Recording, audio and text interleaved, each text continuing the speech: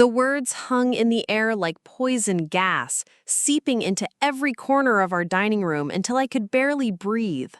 Worthless. That's what my father called me. Right there at the Thanksgiving table, in front of my grandmother, my uncle's family, and my younger brother.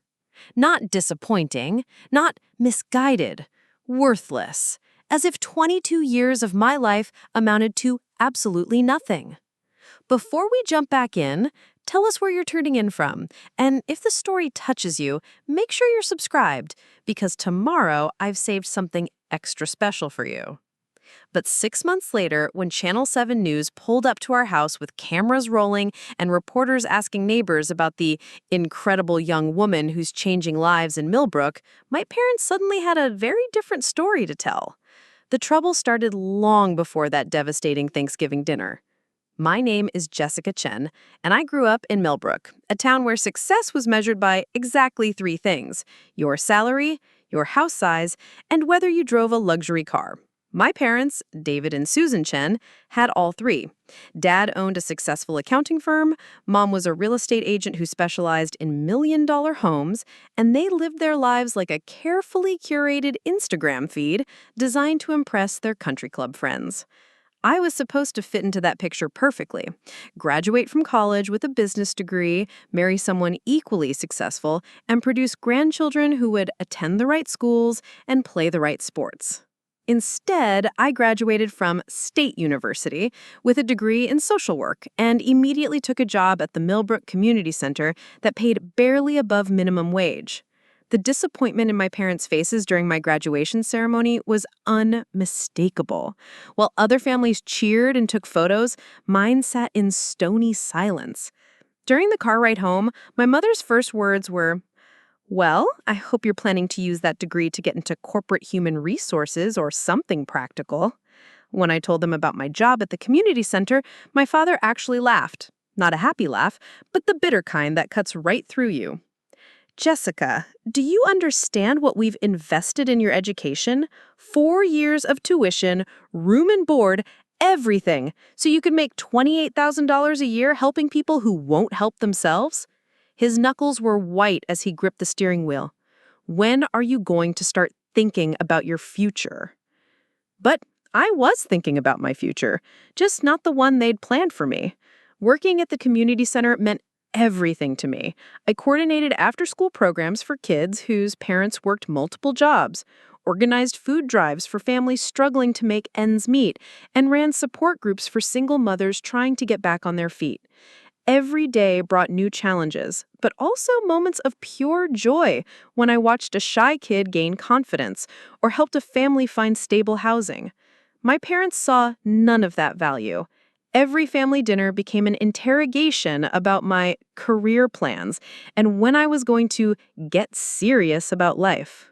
They made snide comments about my salary in front of relatives, introduced me to their friends with apologetic explanations about my volunteer phase, and constantly forwarded me job postings for corporate positions that would make better use of my potential. The community center became my refuge. Mrs. Patterson, the director, was a 60-year-old woman who dedicated her life to serving others and understood my passion completely. "Don't let anyone convince you that helping people isn't valuable work," she told me during one of our weekly check-ins. "The world needs more people like you, Jessica, not fewer." But even at work, my parents' disapproval followed me. They refused to attend any community events I organized, even when I begged them to come see the kids perform in our talent show or support our fundraising auction. "We're not going to enable this fantasy," my mother said when I invited them to our annual holiday party. "You need to focus on building a real career, not playing around with charity work." The worst part was watching how differently they treated my younger brother, Michael. When he landed an internship at a tech startup during his junior year of college, they threw him a celebration dinner and bragged about it to everyone they knew. When I organized a summer camp that served 200 underprivileged kids, they didn't even acknowledge it happened. By autumn, I'd started dreading family gatherings entirely. Every conversation felt like a trap, every question an opportunity for them to express their disappointment in my choices. I began making excuses to leave early or avoid coming over altogether, which only made things worse. She's becoming antisocial, I overheard my mother telling my aunt. This job is really changing her, and not for the better. My brother Michael tried to be supportive in his own way, but he was walking his own tightrope, trying to maintain our parents' approval while not completely abandoning me. Maybe you could just look at some other options, he suggested gently one evening when we grabbed coffee together. Not giving up what you love, but maybe finding something that pays better. For your own sake. I understood his position, but it stung that even he couldn't fully defend what I was doing. The isolation was beginning to wear on me. I loved my work passionately, but constantly defending my life choices to the people who were supposed to support me unconditionally was exhausting.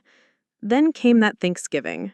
I'd been working extra hours leading up to the holiday, coordinating our annual food drive and making sure families in need had everything they needed for a proper dinner. It was some of the most fulfilling work I'd ever done, connecting donors with families, organizing volunteers, and seeing the genuine gratitude in people's eyes when they realized they could provide a special meal for their children. I arrived at my parents' house feeling proud and energized, ready to share stories about the families we'd helped and the incredible generosity of our community volunteers. My grandmother had flown in from Portland, and my uncle's family was there with my two cousins. It should have been a perfect family gathering. The trouble started during cocktails, when my cousin Emma, fresh out of law school, began talking about her new position at a prestigious firm downtown. The salary she mentioned was triple what I made, and I watched my parents beam with pride as if she were their own daughter. Now that's what I call a smart career move, my father said, raising his glass. Someone who understands the value of hard work and ambition. The comment was clearly directed at me, but I tried to let it slide. When my uncle asked what I'd been up to lately, I enthusiastically described our food drive and how we'd managed to provide Thanksgiving meals to over 300 families. I talked about the volunteers who'd stepped up, the local businesses that had donated, and the incredible sense of community that had emerged from the project. Instead of interest or pride, I was met with polite but strange smiles and quickly changed subjects. My mother started talking about a house she just sold, and my father jumped in with stories about his latest business acquisition. It was like my accomplishments existed in a completely different universe from theirs. Dinner itself was a minefield. Every conversation somehow circled back to money, status, or achievement, the kind my parents valued. My cousin Emma described her signing bonus, my uncle talked about his promotion, and my parents shared updates about their friends' successful children who were buying houses, getting married, or launching startups. When my grandmother, bless her heart, asked me directly about my work and seemed genuinely interested in my responses, I felt a momentary spark of hope. She listened intently as I described the reading program I'd started for elementary school kids and nodded approvingly when I mentioned the teen mentorship initiative we were launching. That sounds wonderful, dear. You're making such a difference in people's lives. The comment hung in the air for exactly 3 seconds before my father set down his wineglass with deliberate force. Mother, please don't encourage her. Jessica needs to hear the truth, not feel-good nonsense about making a difference. The entire table went quiet. Even my young cousins stopped their chatter and looked up with wide eyes. I felt my cheeks burning, but I tried to keep my voice steady. Dad, helping families in our community isn't feel-good nonsense. It's necessary work. Necessary? He turned to face me fully, his expression colder than I'd ever seen it. Jessica, you're 22 years old with a college degree, and you're making less money than a high school kid working part-time at Target. You live in a studio apartment that we have to help subsidize because you can't afford it on your own. You drive a car that's falling apart because you can't afford repairs. And you call that necessary? My mother reached across the table and placed her hand on his arm, but he shook her off. The disappointment and frustration that had been building for months was finally erupting, right there at the dinner table in front of our entire family. David, please, my grandmother said softly, but he was just getting started. No, Mother, she needs to hear this. Jessica, your idealism is sweet, but it's time to grow up. Do you think the people you're helping would choose to stay poor if they had better options? Do you think they're grateful to be dependent on charity? You're not helping them. You're enabling them to stay exactly where they are instead of pushing them to improve their own lives. I could feel tears threatening, but I forced them back. That's not true, Dad. These are hardworking people who just need support during difficult times. Single mothers trying to finish school, families dealing with medical emergencies, elderly people on fixed incomes. Excuses, he interrupted. There are plenty of people who came from nothing and built something meaningful with their lives. Look at your cousin Emma. Look at Michael. They understand that success requires sacrifice and hard work, not just good intentions. My uncle shifted uncomfortably in his seat, and I saw my mother shooting warning glances at my father, but he wasn't stopping. The words that came next hit me like a physical blow. The truth is, Jessica, what you're doing is worthless. Not just financially worthless, but actually worthless. You're wasting your education, you're wasting your potential, and you're wasting our investment in you. Worse than that, you're teaching other people that they don't need to take responsibility for their own lives because someone like you will always be there to bail them out. Worthless. The word echoed in my mind as the entire table sat in stunned silence. My grandmother's face was pale with shock. My uncle was staring at his plate. My mother's mouth was slightly open, as if she couldn't believe he'd actually said it out loud. Even my brother Michael, who usually tried to stay neutral in our family conflicts, was looking at our father with obvious disapproval. But my father wasn't done. You want to know what I think? I think this whole community service thing is just an excuse to avoid taking on real responsibility. It's easier to play savior to people who can't challenge you than to compete in the real world where your performance actually matters. I stood up slowly, my legs unsteady beneath me. The faces around the table blurred as tears finally escaped, despite my best efforts to hold them back. I looked at each family member, hoping someone would defend me, would say something to counter the cruelty of what had just happened. My grandmother reached out her hand toward me. "Jessica, honey, it's okay, Grandma. I think I should go." I walked to the entryway where I had left my coat, my father's voice following me. "Running away won't change the truth, Jessica. Sooner or later, you're gonna have to face reality." I didn't respond. I couldn't. I grabbed my keys and walked out into the cold November evening, leaving behind the warmth of the house and the shocking coldness of my father's words. As I drove home to my tiny studio apartment, his voice played on repeat in my mind. What you're doing is worthless. But what my father didn't know, what none of them knew, was that in just a few months, everything would change. The work he'd called worthless was about to catch the attention of someone who saw things very differently. Someone with a camera, a platform, and the power to show the entire city what I'd really been building in the shadows of my parents' disapproval. The days following Thanksgiving felt like walking through quicksand. Every morning I'd wake up with my father's words echoing in my mind, worthless, and have to force myself out of bed and into the shower. The community center felt different now, like I was seeing it through his eyes. Was I really making a difference, or was I just, as he'd said, enabling people to avoid taking responsibility for their own lives? Mrs. Patterson noticed my change in mood immediately. During our Monday morning meeting, she set down her coffee and looked at me with concern. "Jessica, you seem distracted. Everything all right at home?" I wanted to tell her everything, but the shame was too overwhelming. Instead, I just nodded and mumbled something about holiday stress. She didn't push, but I caught her watching me throughout the week with that worried expression that made me feel even worse about myself. The work continued, but my confidence was shaken. When Maria Gonzalez came in desperate for help finding winter coats for her 3 kids, I found myself second-guessing every resource I offered. Was I helping her become self-sufficient, or was I just making it easier for her to stay dependent on assistance? When elderly Mr. Thompson needed help understanding his Medicare paperwork, I wondered if I should encourage him to figure it out himself instead of walking him through it step by step. My brother Michael called the Sunday after Thanksgiving, his voice careful and apologetic. "Jess, I wanted to check on you. What Dad said was really harsh. But do you think he was right?" I asked, surprising myself with the question. There was a long pause. "I think he could have said it better. But Jess, honestly, I do worry about you sometimes. Not because what you're doing isn't good, but because you're struggling financially and Mom and Dad aren't going to support you forever." Even Michael, my only ally in the family, was questioning my choices.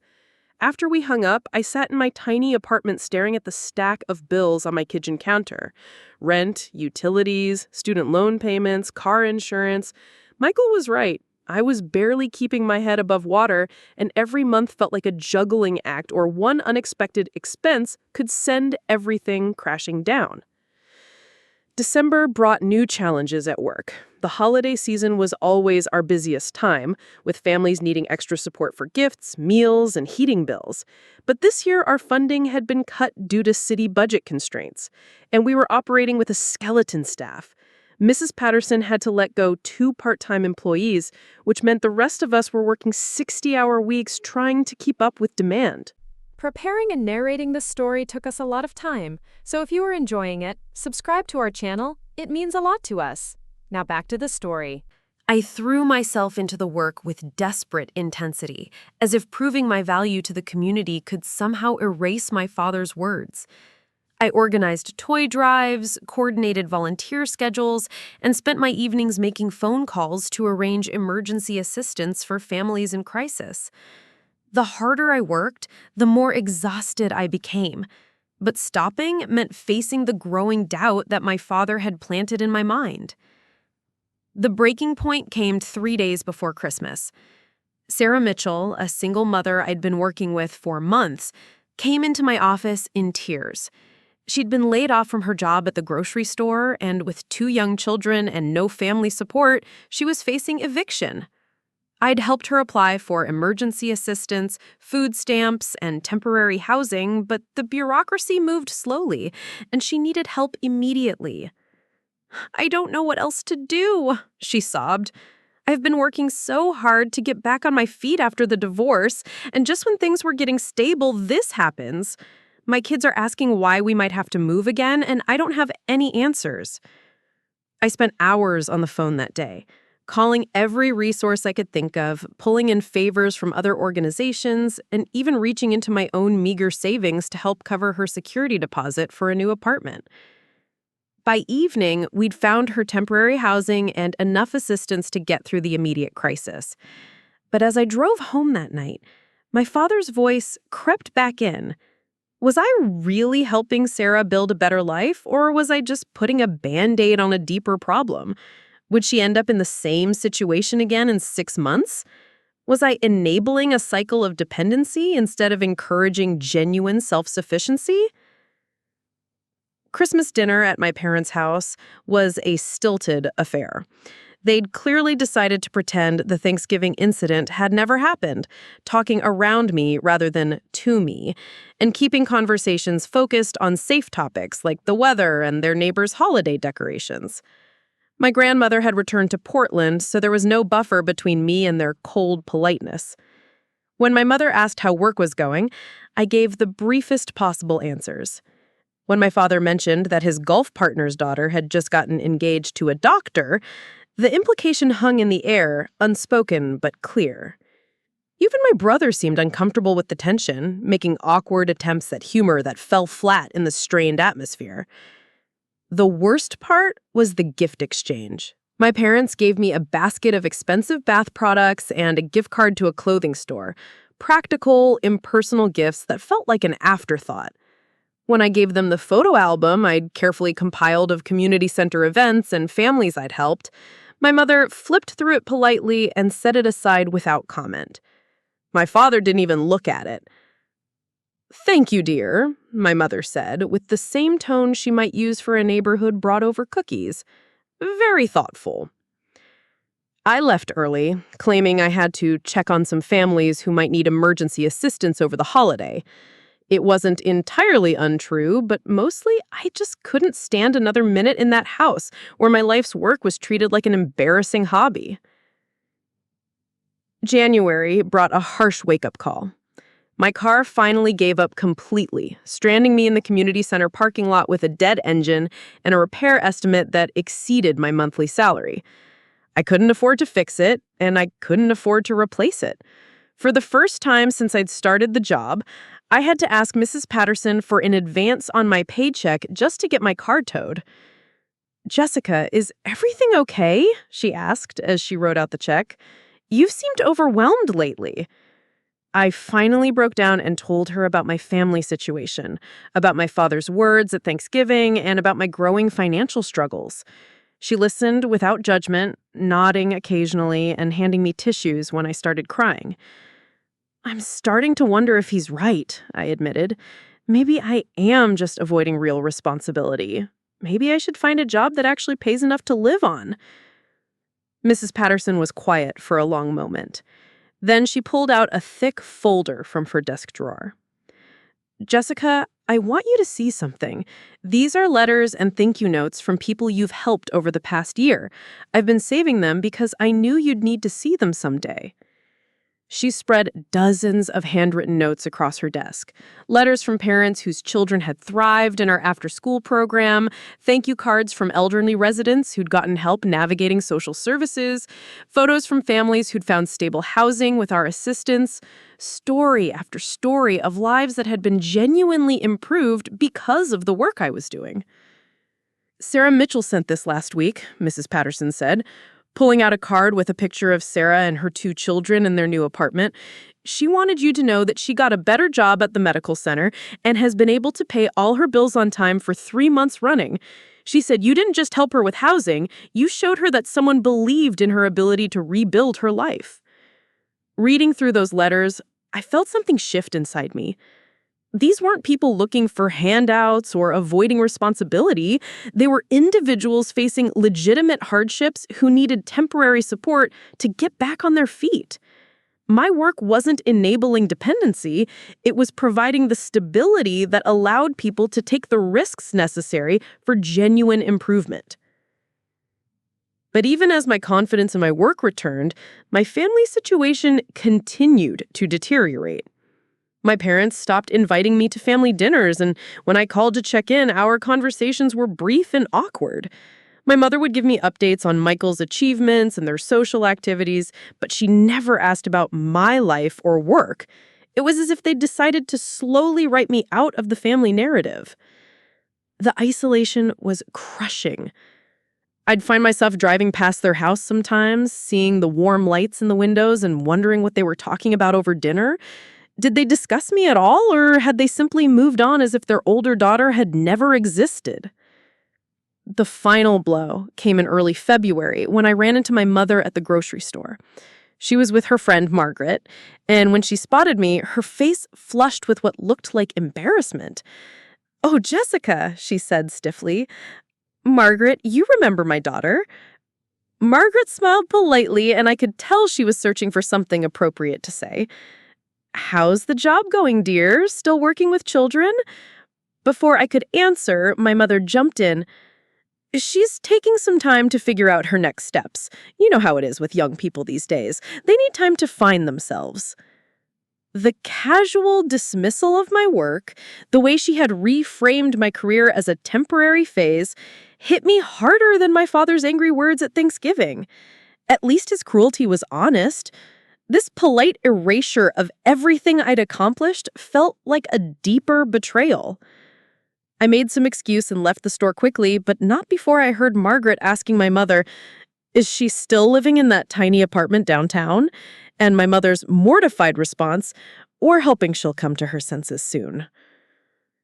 That night, alone in my studio apartment with yet another stack of bills I couldn't quite afford to pay, I seriously considered giving up. Maybe my parents were right. Maybe I was just being naive and irresponsible. Maybe it was time to find a corporate job, move back home, and accept their version of success. But even as I entertained those thoughts, I couldn't shake the image of Sarah Mitchell's children playing happily in their new apartment, or the memory of shy 8-year-old Marcus reading his first complete book aloud in our literacy program. Whatever my parents thought of my choices, I was making a real difference in real people's lives. I just had no idea that someone else had been watching my work too, someone who would soon change everything about how my story was told. March arrived with an unexpected crisis that would change everything. A water main break flooded the basement of Riverside Elementary School, destroying their entire food pantry program just as spring break approached. Hundreds of families depended on those weekend backpacks full of groceries to feed their children when school meals weren't available. The principal, Mrs. Davis, called our center in desperation. "Jessica, I don't know what we're going to do," she said, her voice cracking with stress. "We had enough supplies to last through the end of the school year, and now it's all ruined. Spring break starts Friday, and these kids won't have anything to eat over the vacation." Without hesitation, I threw myself into emergency mode. I called every contact I had, reached out to churches, community groups, and local businesses. I set up a makeshift distribution center in the community center gymnasium and organized teams of volunteers to sort donations and pack emergency food boxes. The response was immediate and overwhelming. People dropped off groceries, wrote checks, and showed up ready to work. Mrs. Patterson watched me coordinate the massive operation with a mixture of pride and concern. "Jessica, you've been here for 18 hours straight. You need to go home and sleep." "These families can't wait," I replied, checking items off my clipboard as volunteers loaded cars with food boxes. "Spring break starts tomorrow, and I promised Mrs. Davis we'd have emergency supplies ready for every family that needs them." By Thursday evening, we'd assembled over 400 emergency food packages and arranged delivery to families who couldn't pick them up. I'd barely slept in 3 days, surviving on coffee and determination, but seeing the relief in parents' faces made every exhausted moment worth it. That's when Amy Rodriguez from Channel 7 News showed up. I was in the parking lot helping load the last delivery truck when a woman with perfectly styled hair and a confident stride approached me. Behind her, a cameraman was setting up equipment. "Excuse me, are you Jessica Chen?" she asked, extending her hand. "I'm Amy Rodriguez from Channel 7. We've been hearing incredible things about what you've accomplished here this week." My first instinct was panic. I was exhausted, my hair was a mess, and I was wearing the same clothes I'd slept in the night before. "I'm sorry, there must be some mistake. I'm just coordinating volunteers." Amy smiled. "Actually, we've been investigating community impact stories, and your name keeps coming up. Mrs. Davis at Riverside Elementary told us about the emergency food drive, but when we started digging deeper, we discovered this is just the latest in a long series of remarkable programs you've developed." She gestured to her cameraman, who began filming as she continued. "In the past year alone, you've created an after-school literacy program that's improved reading scores for over 200 children, organized housing assistance that's prevented dozens of evictions, and now you've single-handedly mobilized the community to feed 400 families during an emergency. We'd like to feature your work on tonight's broadcast." I felt dizzy, and not just from exhaustion. "Really? I'm just doing my job. Mrs. Patterson and our volunteers are the ones who—" "Jessica," Amy interrupted gently. "We've spent the week interviewing people whose lives you've changed. Would you like to hear what they told us?" Before I could respond, she signaled to her cameraman and began reading from her notes. "Maria Gonzalez credits you with helping her family find stable housing after her husband's accident left them facing homelessness. She's now working as a certified nursing assistant and saving for her own home. Robert Thompson says your help navigating Medicare paperwork saved him thousands of dollars in medical bills. The children in your literacy program have improved their reading levels by an average of 2 grade levels in just 8 months." My hands were shaking as the reality of what was happening sunk in. Someone had been paying attention. Someone had noticed the work that my own family dismissed as worthless. "We'd like to do a feature story," Amy continued, "but we'll need to interview you properly and get some footage of your programs in action. Would tomorrow work?" I agreed, still in a state of shock. As the news crew packed up their equipment, Amy handed me her business card. "Jessica, what you're doing here is extraordinary. The community is lucky to have someone who cares this much." That night, I called Mrs. Patterson to tell her about the interview. Her reaction was immediate and emotional. "Oh, Jessica, this is wonderful. Finally, people will see what we see every day. You deserve this recognition." But as I hung up the phone, my thoughts turned to my parents. Part of me wanted to call them to share this unexpected validation of my work. But I remembered my mother's embarrassment at the grocery store, my father's cruel words at Thanksgiving, and I decided to wait. Let them discover it the same way everyone else would. The next day's interview was surreal. Amy and her crew spent hours at the community center, filming our programs and interviewing families I'd helped. Watching people talk about how our services had changed their lives was overwhelming. These weren't the dependent, unmotivated people my father had described. They were hardworking individuals who'd faced temporary setbacks and used our support to rebuild stronger than before. 8-year-old Marcus, who'd struggled with reading when he first joined our program, proudly read aloud from his favorite book. Sarah Mitchell talked about her new job and how stable housing had allowed her children to focus on school instead of worrying about where they'd sleep each night.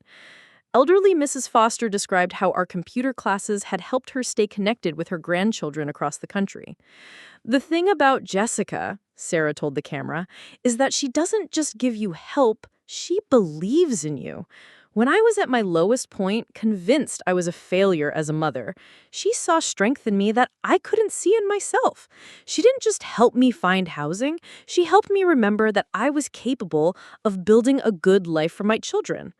The segment aired the following Thursday during the evening news. I watched it at home, alone in my studio apartment, crying as I saw my work presented as something valuable and important. Amy's narration was powerful. In a world where it's easy to feel disconnected from our communities, Jessica Chen reminds us that one person's dedication can create ripple effects that transform hundreds of lives. Friends, coworkers, and even people I barely knew called to congratulate me. Mrs. Patterson left a tearful voicemail saying the community center's phone had been ringing all evening with people wanting to volunteer or make donations. But the call I was waiting for never came. The next morning, I arrived at work to find reporters from 2 other news stations waiting in the parking lot. The Channel 7 story had been picked up by the regional news network, and suddenly everyone wanted to talk about the young woman who was quietly changing lives in Millbrook. The attention was overwhelming but gratifying. For the first time since I'd started this job, I felt truly seen and valued for what I was accomplishing. Interview requests poured in, volunteer applications flooded our office, and donations arrived from across the state. 3 days after the initial broadcast, Amy Rodriguez called with unexpected news. "Jessica, I don't know if you're aware, but your story has gone viral online. The video has been shared thousands of times, and we're getting calls from news outlets in other cities wanting to do similar features on community workers in their areas." She paused, then continued. "There's something else. We've been contacted by the State Department of Social Services. They're so impressed with your programs that they want to use your community center as a model for a statewide initiative. There's funding involved, significant funding, that could expand your programs and increase your salary substantially." I sat down heavily in my chair, trying to process what she was telling me. Not only was my work being recognized, but it was being held up as an example for others to follow. Everything my father had called worthless was now being praised as innovative and effective. That afternoon, I finally got the call I'd been dreading and anticipating in equal measure. My mother's voice was strained when I answered. "Jessica, we saw the news story. Several people have called to congratulate us on having such a remarkable daughter." The irony wasn't lost on me. My work had been remarkable all along, but it took external validation for them to see it. "Thank you for calling, Mom. Your father would like to speak with you," she said, and I heard the phone being passed. "Jessica?" His voice was different, smaller somehow, less certain than the commanding tone I was used to. "I want you to know that we're proud of what you've accomplished. We always knew you were capable of great things." The revisionist history was breathtaking. "Dad, 6 months ago, you called my work worthless. You said I was wasting my education and avoiding responsibility." There was a long silence. I was concerned about your financial stability. I wanted you to have security, and I thought you were limiting your options. But seeing how much you've achieved, how many people you've helped, he trailed off, and I could hear the struggle in his voice. I was wrong, he finally said. What you're doing is important work, and I should have supported you instead of criticizing you. I'm sorry. The apology I'd wanted for so long felt hollow now. Where had this pride been when I was struggling to pay rent? Where was this recognition when I was pouring my heart into programs that were changing lives every day? It had taken a television news crew to make them see what had been right in front of them all along. 6 months later, I was promoted to director of the expanded community services program with a salary that finally matched my education and dedication. The state funding had allowed us to triple our staff and serve over 1,000 families annually. I bought a reliable car, moved into a real apartment with an actual bedroom, and for the first time since college, felt financially secure. My parents tried to rebuild a relationship, inviting me to family dinners and bragging about my work to their friends, but something fundamental had shifted. I'd learned that their love came with conditions, that their support depended on external validation rather than belief in my character and values. I maintain a polite but distant relationship with them now. We have cordial conversations about safe topics, and they attend the major events I organize sitting in the audience like proud parents who'd always supported my choices. But I remember the months of isolation, the financial struggles they could have eased, and the devastating moment when my own father called my life's work worthless. The real victory wasn't the news coverage or the promotion or even the apology. It was the realization that I'd been right all along.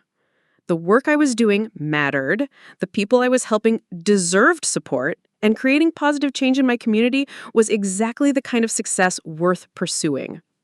Sometimes the people who know us longest see us least clearly. My parents spent so much time looking at spreadsheets and salary figures that they missed the human impact happening right in front of them. It took strangers with cameras to show them what I'd been trying to tell them all along. That helping others isn't just valuable work, it's the most important work there is.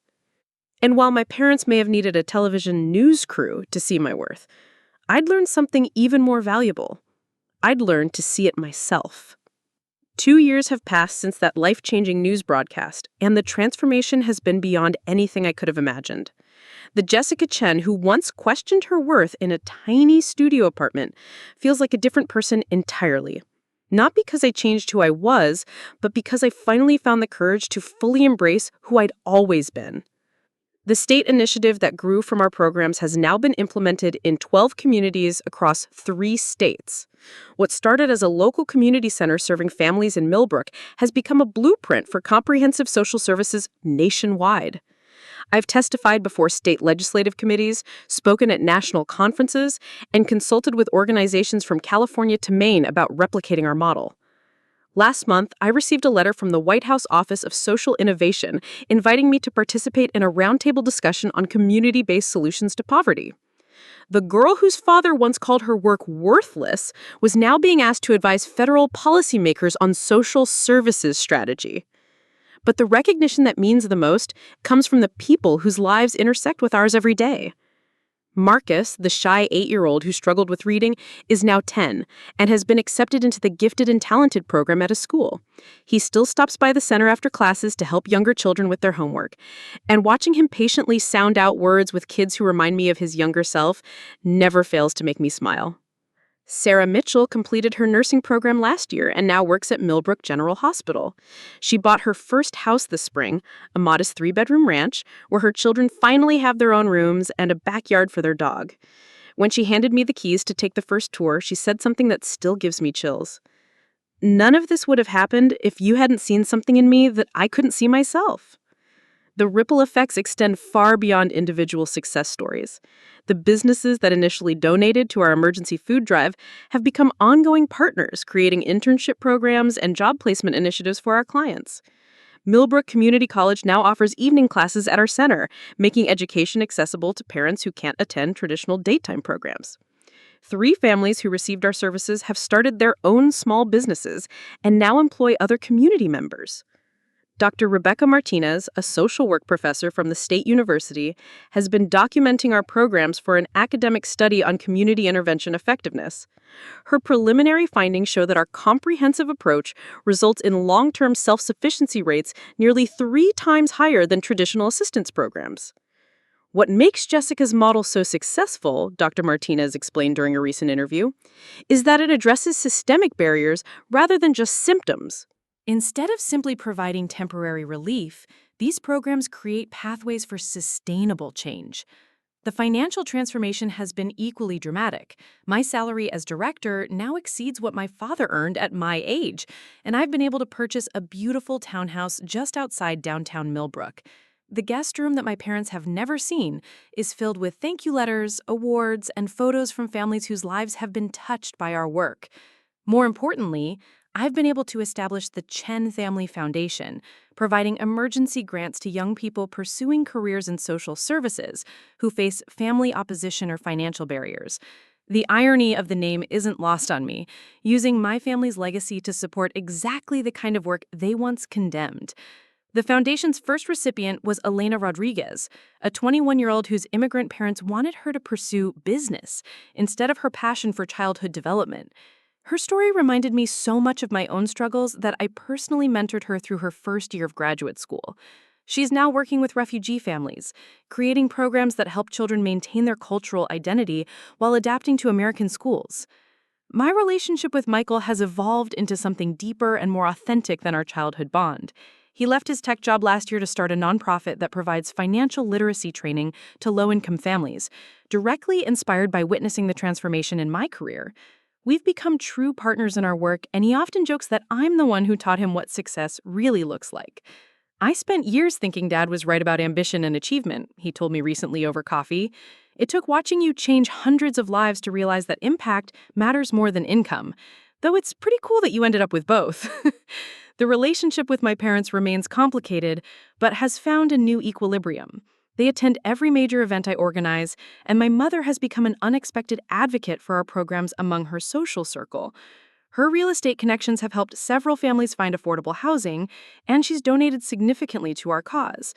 But there's an unspoken acknowledgement that something broke between us that can never be fully repaired.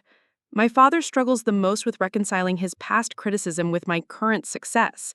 During our last conversation, he admitted something that revealed the depth of his misconceptions. I always thought helping people meant you were settling for less than your potential. I didn't understand that it could be the highest expression of your abilities. The comment showed both his growth and his fundamental misunderstanding of what had motivated me all along. I'd never felt like I was settling. I'd felt like I was rising to meet my purpose. The disconnect wasn't about my limitations. It was about his narrow definition of achievement. Last Thanksgiving was a revelation. For the first time in 3 years, I agreed to join the family dinner. The conversation was starkly different from that devastating evening when everything changed. My cousin Emma, now struggling with burnout at her prestigious law firm, peppered me with questions about finding meaningful work. My uncle asked for advice about getting his company involved in community service initiatives.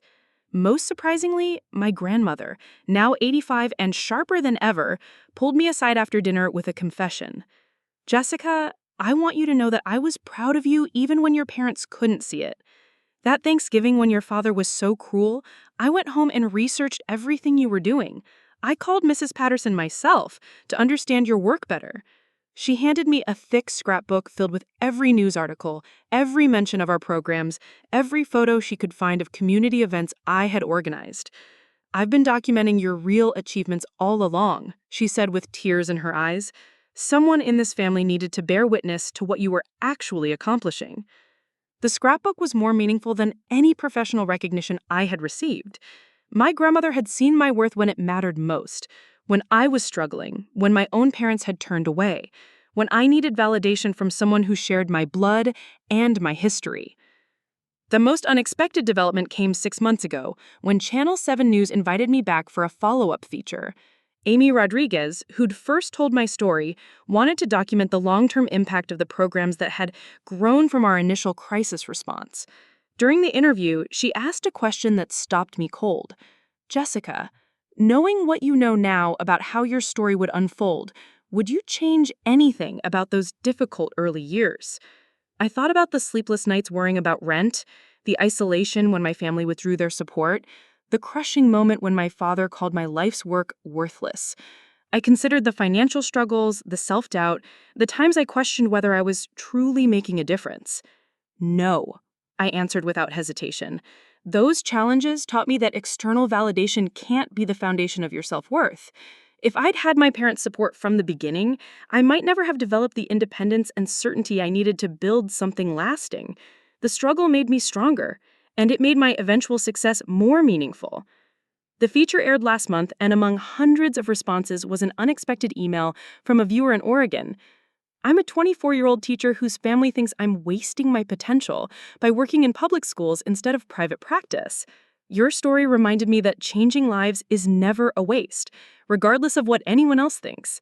Thank you for showing me that purpose matters more than prestige. Messages like these arrive regularly now from young people across the country who are fighting their own battles between family expectations and personal calling. Each one reminds me that my story isn't unique. Countless people are struggling to pursue meaningful work in the face of disapproval from those who should support them most. I've started speaking at college career centers, sharing my experience with students who feel pressured to choose financial security over personal fulfillment. My message is always the same. The approval you seek from others must first come from within. External validation is wonderful when it arrives, but it can't be the foundation upon which you build your life. The community center where everything began has expanded into a campus of buildings serving over 1,500 families annually. We employ 37 people full-time, and our volunteer base exceeds 200 active participants. The waiting list for our children's program stretches 3 months, and we're planning a second location to meet the growing demand. But beyond the numbers and the accolades, what matters most is the knowledge that every day brings opportunities to create positive change in people's lives. When I wake up every morning, I'm excited about the challenges ahead, energized by the problems I get to solve, and grateful for work that aligns with my deepest values. My father was wrong about many things, but he was particularly wrong about worthlessness. The work of helping others, of building stronger communities, of creating opportunities for people to reach their potential, this isn't just valuable work, it's essential work. It's the kind of work that creates ripple effects extending far beyond what any individual can see or measure. The television news crew didn't discover my worth. They simply shined a light on what had always been there. The families I'd helped knew it, Mrs. Patterson knew it, my grandmother knew it, and eventually, when I stopped seeking external validation and started trusting my own judgment, I knew it too. Sometimes the people who claim to know us best are the ones who see us least clearly. Sometimes the approval we crave most comes from those least equipped to recognize our true value. And sometimes the most important journey we can take is from seeking validation to providing it, for ourselves and for others who need someone to believe in their worth when they can't quite see it themselves. The girl who once sat crying in a studio apartment questioning whether her life had any value now helps other people discover their own strength and potential every single day. That transformation didn't happen because a news crew validated my work. It happened because I finally learned to validate it myself. And that lesson, that our worth isn't determined by other people's recognition, but by our own commitment to living authentically, might be the most valuable thing I can share with anyone facing their own Thanksgiving table moment when someone they love calls their dreams worthless. Because the truth is, we get to decide what has worth in our lives. And when we choose purpose over prestige, impact over income, and meaning over money, we discover that we've been valuable all along. Up next, you've got 2 more standout stories right on your screen. If this one hit the mark, you won't want to pass these up. Just click and check them out.